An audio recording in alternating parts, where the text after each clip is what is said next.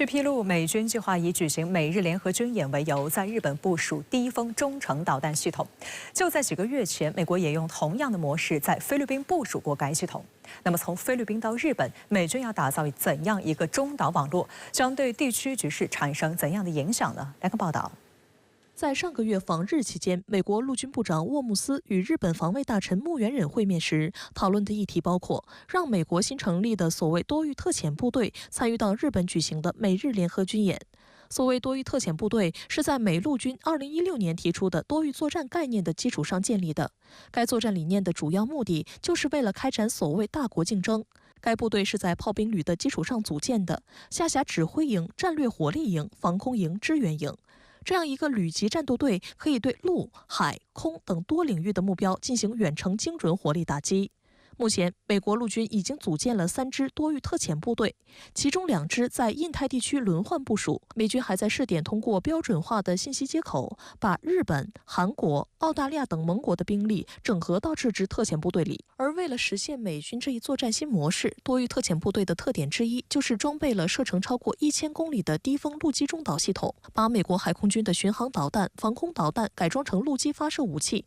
增加陆军的作战半径，从而试图突破对手的防御圈。 低风是美国撕毁中导条约后研发的第一款陆基中导系统，由洛马公司基于 Mk41垂直发射系统改装研发，2022年底交付，是美国陆军远程精准火力计划的一部分，主要用于发射战斧巡航导弹或标准6导弹攻击地面目标，最大射程约为1800公里。有分析指出，这套武器系统的出现，标志着美国中导武器装备正在快速复活，同时也是美国所谓大国竞争的核心战略工具。美国在大国周边通过低风系统的部署，试图形成前沿远程战略打击能力。美国呢是一直想在日本进行部署，只是日本一直没答应嘛。日本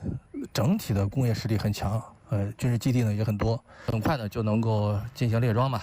根据日媒的报道，美军多域特遣部队参与美日联合军演，也就意味着低风系统将随该部队一起部署日本。不过，日媒并未指出具体是哪一场联合军演。根据以往惯例，美日利剑联合演习预计将于11月左右展开。 该演习从1986年开始，每2年举行一次，是美日两国最大的联合军演。在2022年举行的联演中，演习内容均为实战科目，包括水陆两栖作战、地面作战、海上作战、空中作战、特种作战以及太空和网络领域的军事合作等。 外界注意到，日本近年来曾多次否认有关美军可能在日本部署低风系统的报道。观察人士表示，此类部署难以获得日本公众的理解，因为部署地点将会成为潜在的打击目标。尽管如此，有迹象表明，日本政府可能正在考虑同意美方的要求。8月，日本陆上自卫队地面部队司令部参谋长酒井忠将访问了位于美国华盛顿州的美军刘易斯麦克乔德联合基地，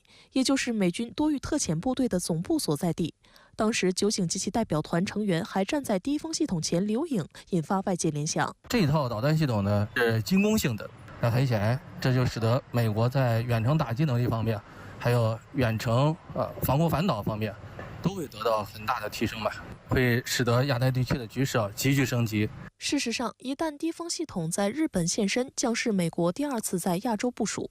第一次是在今年4月，美军在美菲歼顿24联合军演中，将低风部署在菲律宾吕宋岛北部，这也是该系统首次在第1岛链亮相，验证了该导弹系统远程战略机动部署能力，为以后机动部署积累经验。中方通过外交和军事等渠道对此表示强烈抗议，要求美军撤走低风中导系统。 美国和菲律宾方面其后宣布，按照计划，该导弹系统不会常态化部署在菲律宾，而是在演习结束后运回美国本土。这一部署原定在9月某个时候结束。不过，有消息指，菲律宾正在寻求向美方采购拥有中程能力的武器，其中也包括低风系统。目前，马尼拉已经在审查各公司的报价，以寻求最适合其武装部队的武器。美国的低风导弹系统它现在所装备的导弹呢？ 是装的常规弹头，但是作为一款陆基中程导弹，尤其是战斧巡航导弹，它是可以携带核弹头的，因此对于亚太地区的核威胁也是在继续增加的。中国公共外交协会举办零假7号沙龙专题吹风会，外交部非洲司司长杜晓辉围绕刚刚结束的中非合作论坛，介绍了中非合作新成果、新气象。多位非洲嘉宾表示，中非合作论坛北京峰会成果丰硕，期待中国与非洲国家携手共进，奔赴现代化新征程。来看深圳卫视驻新记者发来的报道。在中非合作论坛北京峰会上，中方宣布给予包括33个非洲国家在内的所有同中国建交的最不发达国家100%税目产品零关税待遇，成为了实施这一举措的首个发展中大国和世界主要经济体。吹风会上，杜晓辉在回答深圳卫视相关提问时表示，中国式现代化谋求合作共赢，既是全球南方现代化的重要组成部分，更是全球南方重要动力和重大机遇。与全球南方在新的历史条件下实现现代化的迫切期待高度契合，超越了西方现代化理论的窠臼，填补了人类现代化理论的空白，将对推进全球南方乃至世界现代化进程产生重大深远的影响。拉斐尔·奥尼是来自尼日利亚的媒体人，他告诉深圳卫视记者，非洲国家欢迎中国的零关税政策。It means that the landing cost of goods will reduce, the export cost will reduce, and as a result of this, there will be more trade facility, there will be more economic facility, there will be more development, and more people will get involved in trading and becoming trading partners. 莫桑比克驻华大使玛利亚·古斯塔瓦向深圳卫视表示，2024中非合作论坛北京峰会是一次里程碑式的会议，是中非友谊的再深化，开启了中非关系的新篇章。Africa and China, they're already cooperating in different areas and they're very good friends. They're all coordinating. But this time we can see that the two sides, they showed their commitment to hold their hands, to work together toward the modernization, not only for China, but also for all